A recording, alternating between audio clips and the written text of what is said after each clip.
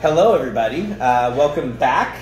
Had some fun stuff to tell you as I open some of these bottles real quick. I have kind of retaken over the wine program, and we are adjusting and getting some things underneath us, but what we hope to do is continue growing this wine club, continue to get better at getting things out to you guys and making sure that we get the pickups at the same time, and we get nice repetition and get these videos out on time. So that being said, last month we were at the end of the month for our release. I think we're going to continue that. It's kind of nice because, to be honest, the first couple of weeks of a new menu are always a little bit tough. And we want to give ourselves the best opportunity to succeed in getting you guys a really great product. We're really excited about the wine club. It's something that I'm really passionate about. And we've been kind of going through the cellar for the past couple of months, pulling out stuff that we've had. And this time I actually ended up purchasing a couple of great wines for you guys that I tasted and just thought, man, this would be really fun on the wine club. So welcome back. It is officially spring. This is our last week of this beautiful menu that we are operating right now. A lot of really great dishes, a lot of really great wines. That being said, the next menu that we have coming out is actually going to be based on wine. I chose all the wines first and decided that I was really excited about creating dishes that suited the wine first instead of looking for the wine that fit the dish best. So it was a really fun process. If you didn't tune in and check it out live, we have posted the video where I write the entire menu right there, outside of one dish and the dessert, which we created the cocktail for. But everything else, we did all in menu. We did right in front of you guys. There was a bunch of people offering up some really cool suggestions, and it was a really, really fun experience. So usually I do all this beforehand. I open up and everything, but I figured we'd spend a little bit of time kind of getting caught up in what's going on. Have you been in recently? Have you had any of the food recently? How have you liked the wines that we've got so far from our club members? It's really important for us to hear this feedback so that we can continue trying to grow this in a way that best suits as many people as possible. While I'm doing this, I want to show you, this is a wax bottle top. I have found over the years that it's best to just put your corkscrew right through the wax and pull it out, and then make sure that you just kind of pull back any scraps that could get into your bottle, rather than trying to, if it's a nice soft wax, then you can kind of pull it off, you can cut it and pull it. But if it's a tough wax like this was, just pull it right off. It'll shatter in a nice way, and there you go, there's a little medallion of wax right here, but all came off very cleanly. Opening up this last one, there's a lot of imports on this menu. I believe, yeah, 4 out of 6 are imports. We've just been tasting a lot more of those lately, and got really excited about some. Like I said, some of these were not from our list. They were purchased just for you, which is exciting because that's hopefully where we get to. If we get enough memberships, we can start really buying into some really neat wines and get cheaper prices so we can get you guys cooler bottles. But nonetheless, these are some really fun, great representations of place. In my wine journey, especially currently, I've really fallen in love with reading again. If you're interested in reading about wines from a female sommelier perspective, there's Cork Dork, a very fun book about somebody wanting to become a certified sommelier in a year's time and become a sommelier on the floor, which she did do. Great book. There's a great entry-level book for wine called Wine Simple by Allsauce. He's won multiple best sommelier in the world titles, and it was a really great book on basic knowledge of basic grape varietals and places, as well as a little bit of etiquette on how to taste wine. Don't do this on the table, right? I've been doing that at Localis lately, and I think that people sometimes are like, you know, why are you telling me how to do this? And it's not for me, it's about you guys, right? Like, so just so you know, if you're at a wine place and you want to, you know, tell them that, hey, I know a bit about wine, you grab your glass at the very bottom with thumb and finger, and then place your other fingers, either 3 if you're comfortable, or 2 on top, 2 below. And what that does is enable you to give a very small action to get a very large reaction by the wine in the glass. So pretty cool. Let's get right into this. Louis Métaro This is a beautiful Muscadet. So this is from, it's a sur lie too, meaning that it's on lees for a good amount of time, which is going to create a softer tone. The acids are real high on this very eastern part of the Loire Valley. And Muscadet is a very acidic grape. It's got a lot of punch and zest to it. So sur lie, just meaning that it spent time on lees, gives it a little bit softer note, which sometimes acid can get so high and a wine can be so dry that it might get a little bit astringent. So beautiful label, by the way, very classic. Let's see here on the nose. Oh, Muscadet, muskmelon, a little bit brighter than that maybe. There's a little bit of pininess in here too. Not necessarily green notes, but like the astringent part of pine, like sap. Some fresh herbs in there, as well as bright citrus. Definitely not ripe citrus, but very, very bright lime, lemon, maybe even a little bit of grapefruit. Kind of similar to a Sauvignon Blanc. A bit different, of course. Sauvignon Blanc's a very specific varietal, but this is pretty good. I'm digging this on the nose versus the Sauvignon Blanc. It's a little bit more, it's a little bit less perfumed and a little bit more straightforward with its kind of power and acidity.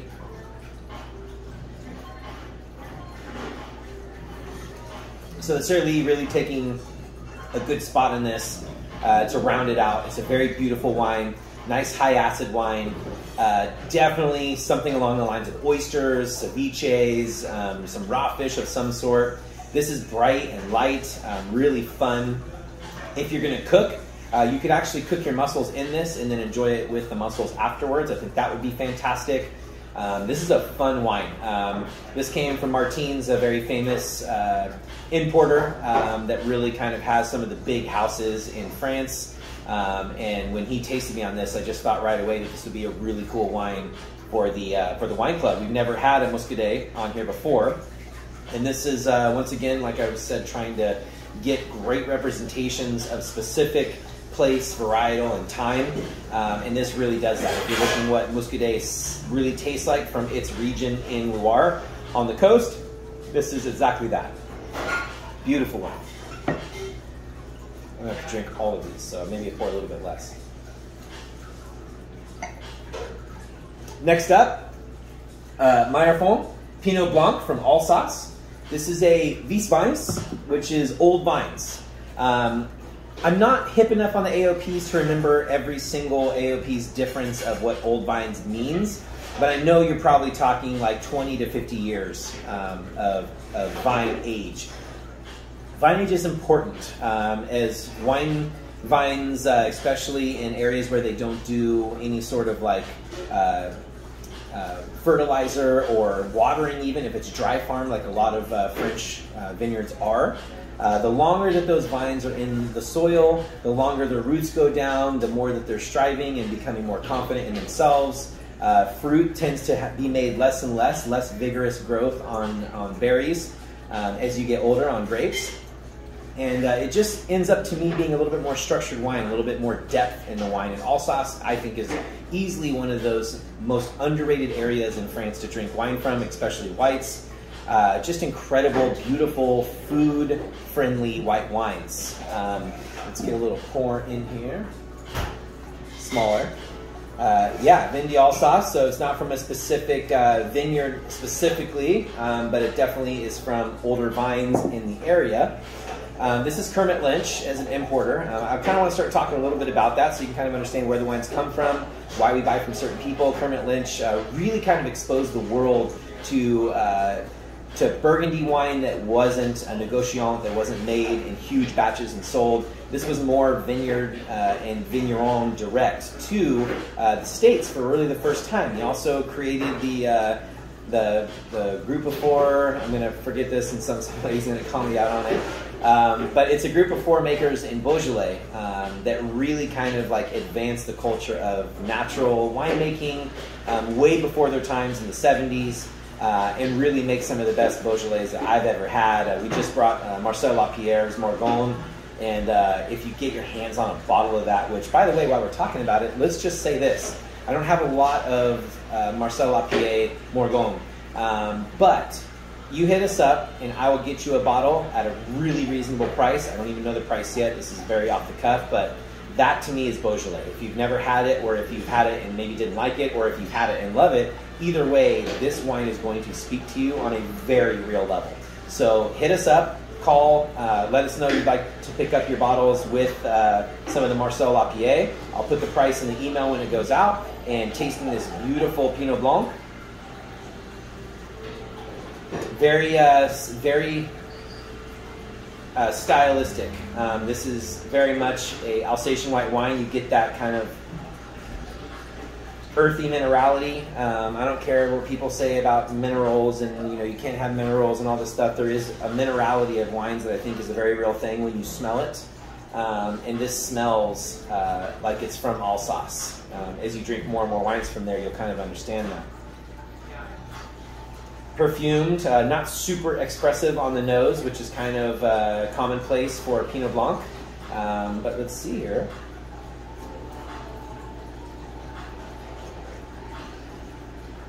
So similar and different from the Muscadet. This is more round. It has a little bit more oomph behind it. A little bit lower acid profile, more perfume. I'm getting a lot of flowery kind of components out of this Pinot Blanc right now. It's making me think that this would go really well with like first of the season peaches are coming right now. A salad with arugula, a little chev goat cheese, some sort of nuts, and a nice bright vinaigrette I think would just sing with this wine. I definitely could get involved in a little bit of like a light preparation of trout, like maybe even trout almondine, so like almond butter trout I think would be fantastic with this Pinot Blanc. It's a really tasty, interesting wine. I would serve this pretty cold, to be honest. I think it'll get a little flabby if it gets too warm, so keep that in mind when you're drinking. But what a fun wine from a fun region that I hope that you can really get into. Yeah, delicious. Pinot Blanc. Myrphone, Vice vines, old vines, just so you remember. Moving into one of my favorite groups or brothers or teams that are making wine right now, Railsback Frace. This is the two brothers, Eric and Lyle Railsback. Did a dinner with them. I have this from that dinner. Some of you are going to get different bottlings. It's all Vermentino. It's all from the same area, St. Ynez Valley. But there are 3 different vineyards and a cuvee. So I'm going to pick and choose different ones for you. You can be able to kind of know the difference, maybe in comments or with each other on this video. Talk about what you got, whether it's the Camp 4 or whether it's the cuvee. This one is the Camp 4. Beautiful wine, amazing winemakers making Vermentino in many different ways. Maybe you've heard of it, maybe you haven't. Vermentino, a variety that not a whole lot of, I think, California wine drinkers are drinking. But this whole dinner, the first 3 sets of dishes that came out were all different kinds of Vermentino. Kind of fun. Very expressive on the nose. You get very ripe fruit qualities. Very ripe apple, very ripe pear. A little bit of like super ripe pineapple. Very herbaceous, sage in particular, as well as chervil, kind of those fun eucalyptus a little bit on the nose. It's a fun wine to smell. I don't know how often you smell your wines. Put in the comments how often do you really smell the wine before you sip it. And look at me doing this on the table, right? It's a big no-no. I do it all the time.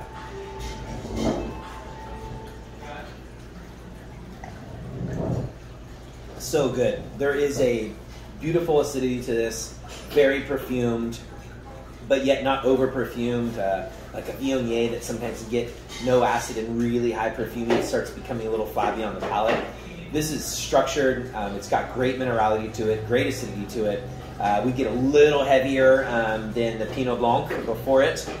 This is a little creamier on the palate, a little more weighty on the palate, which I think is really nice sometimes when you're drinking crisp white wines that still coat your palate really well. With this, let's take a venture into something kind of funky, right? Let's do a spicy strawberry puree. So add a little bit of jalapeno or serrano or something into a strawberry puree with onions and everything, roast it down, blend it up, and then glaze some chicken with that. I think that would be really good with this. You could even do a little vegetable set. You could get away with peas or asparagus with this wine. It has enough green kind of quality to really kind of counteract with that nicely. But Railsback Frace, Santianez Valley area, Vermentinu. I got to make sure I don't say Vermentino. Really fun. This is just such a, remembering the time that I was back there. I think we had the Rouge on a little while ago, or maybe even last month on the wine club. So now you get to see their white varietals. And in your comments, let us know what you got. Did you get Camp 4? Did you get two of the other vineyards? Did you get the Cuvée? All extremely cool variations of Vermentino. If you've been to Localis, you've seen this wine.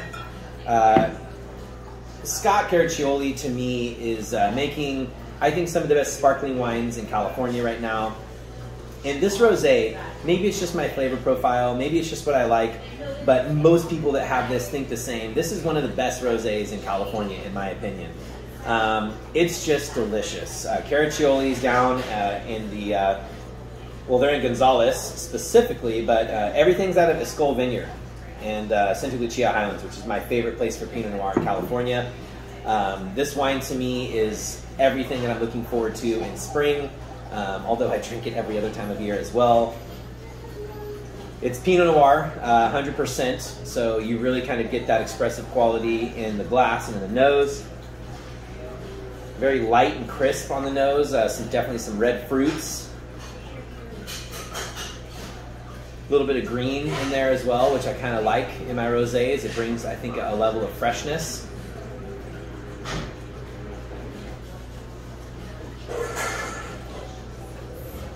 Every time I drink this wine, I just think it's so delicious.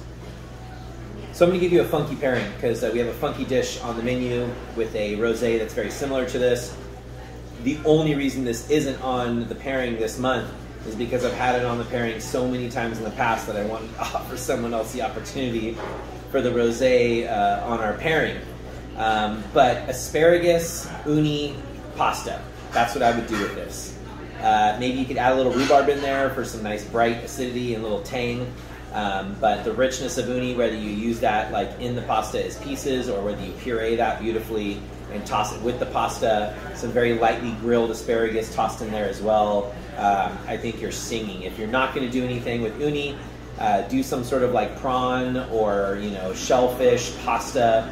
I love the pasta with this. I'm not really sure why, but in my head it really makes sense. So get that element up there, a little brininess, maybe capers if you're not going to use uni. And then find some way to get the grilled asparagus in there too. I think that's a really fun play. This wine is delicious. Make your way down there to their tasting room. Make sure that you let them know that we sent you because we just love them so much and love to support winemakers like this. Everything that Scott makes is delicious, and we just absolutely love him and his wines. All right. Easy to drink on that one. All right, so next, very cool. Chambers and Chambers wine merchants since 1973. Really have been around for, you know, a good amount of time, obviously 1973, but just prominence in the wine industry. They have so many of the iconic makers of wine from different areas of Europe in their catalog. This is a cool story. So it says Antoine and Maxime Graillot. So Graillot is a name that is synonymous with Northern Rhone. There's really Graillot and then everybody else when it comes to Syrah from the Northern Rhone. Syrah from the Northern Rhone. Just mix that one up. This is his son. He passed away, unfortunately, recently, and along with making these iconic, beautiful Syrahs, he wanted to start making wine in different areas, still bringing that same level of execution and care for vine and for, you know, terroir into Fleury, which is one of the crus of Beaujolais. So this is Gamay Noir. That's pretty much all you'll find there. There are some other great varietals, but for the most part, it's Gamay Noir and Beaujolais. Fleury is in the kind of top part of the area of Beaujolais. And anytime that I can get my hands on a bottle of Graillot in any way, shape, or form, I do. We have quite a bit of his Syrah on the list. But nonetheless, wanted to try this. And when we did, I thought, once again, perfect wine to offer you guys on this wine club this month. So Beaujolais, traditionally, you know, kind of bubblegummy, fruity, easy to drink. This, not different than that, but also with the added plus of a little bit more structure than I think I'm used to on the nose, at least in a wine like this. I'm really digging this. Beyond the bubblegummy kind of fruity quality that happens mostly with carbonic maceration, which is maceration or fermentation that happens in a closed container so that everything is sealed in, which makes the grapes ferment from the inside rather than the outside, so they kind of explode. And you just keep all of your fruit when that happens. And if someone's a sommelier and wants to tell me why I'm wrong, please do, because it's a winemaking thing that I'm still learning about. But nonetheless, I added this because when I drink it, it's just that red wine that you want to drink in spring, in fall, in wintertime. In the summer you can drink it chilled. This is fruit forward, but still really beautiful depth of character of, you know, mushroom, and no wood on this, I don't believe. It doesn't taste like it, at least for me. Really, really yummy red wine. I don't know how else to say it. It's just that wine that you just want to drink right away. And this is definitely something for me. You can get into pork dishes. You can get into light meat dishes. Lamb or duck would be fantastic with this, no problem. Now that it's summertime, you could definitely do a savory strawberry play. You could do savory rhubarb play. You could definitely start getting into stone fruits in a savory way. But what a fun wine to pair with so many different things.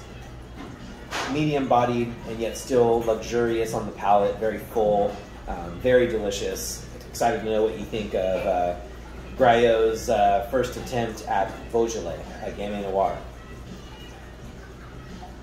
Last but not least, Sierra Cantabria, which is a beautiful Rioja.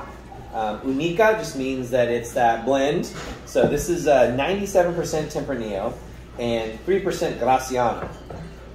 So this is another one of those wines that came in from Chambers. I tasted it and instantly thought about you guys because I just think it's so good. Reserva, so the second level of quality, but more so time in barrel and bottle. Grand Reserva would be next up. That's a 5 years total of barrel and bottle. I believe it's 2 and 3. And then you have Crianza, which is the very base level of 1 and 1 years in barrel and bottle. This just kind of struck me as a very drinkable, delicious red wine from Spain. You're looking for a lot of good depth to this, some decent tannins. I'm hoping that it's got great acidity as well. Yeah, on the nose, definitely getting some of that American oak that is so synonymous with Rioja. I think that's kind of a quintessential note for me when I'm trying to blind taste wines.